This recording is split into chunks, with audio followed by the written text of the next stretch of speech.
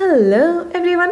तो गाइस, आप सबका स्वागत है आपके चैनल फॉर यू रेसिपीज में। और आप जो ये बेहतरीन से गुलाब जामुन देख रहे हो ना, जिसे देखते ही मुंह में पानी आ रहा है, ये हमने बिल्कुल भी खोए से नहीं बनाया है, बिना किसी झंझट के ब्रेड से बनाए हुए गुलाब जामुन है।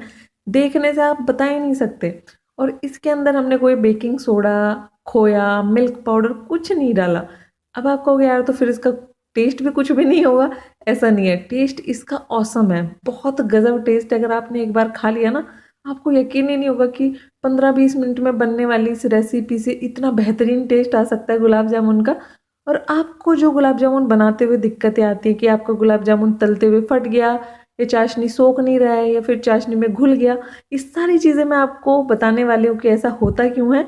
तो फटाफट आ जाओ, देर नहीं करते हैं, शुरू करते हैं इस रेसिपी को बनाना। तो सबसे पहले चाशनी तैयार कर लेते हैं। तो उसके लिए 1.5 कप यहाँ पे चाहिए हमें चीनी।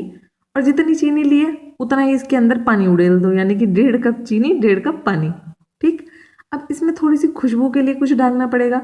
तो मैंने 2 इलायची ली, उसकी थोड़ी कुटाई पिटाई की और वो उसके अंदर डाल दी।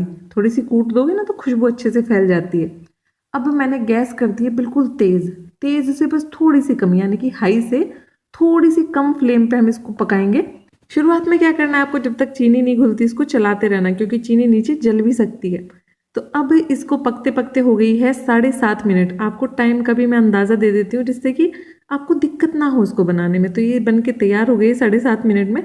और आप देख सकते हैं इसमें कोई धागा वागा नहीं बन रहा है, कोई 1-2 तार नहीं बन रहा है। बस ये चिपचिपी सी है, जैसे मैं उंगलियों के बीच में इसको मसल रही हूँ तो चिपचिपापन सा महसूस हो रहा है, जैसे शहद को या फिर तेल को हाथ लगाने से भी महसूस होता है।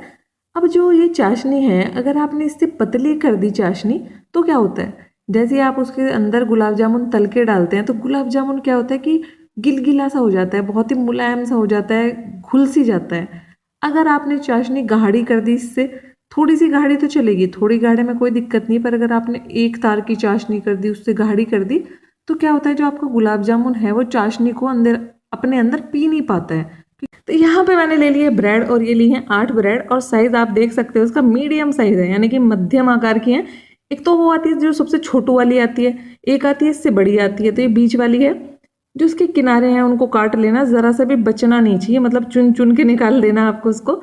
वरना क्या होता है कि जो आपका गुलाब जामुन है वो फट भी सकता है, उसका टेस्ट खराब हो जाएगा, गोला जो बनाओगे वो अच्छे से नहीं बनेगा। अब जो किनारे हैं उन्हें फेंकना नहीं है, पाई पाई वसूल करनी है। इनको काटो, छोटा छोटा सा पोहा बनाओगे उसमें डाल देना, बहुत मस्त लगते हैं खाने में।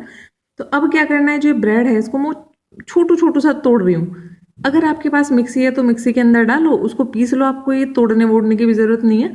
पर छोटा इसलिए तोड़ना पड़ता है अगर मिक्सी में नहीं पीस रहे हो आप, जिससे कि इसको ज़्यादा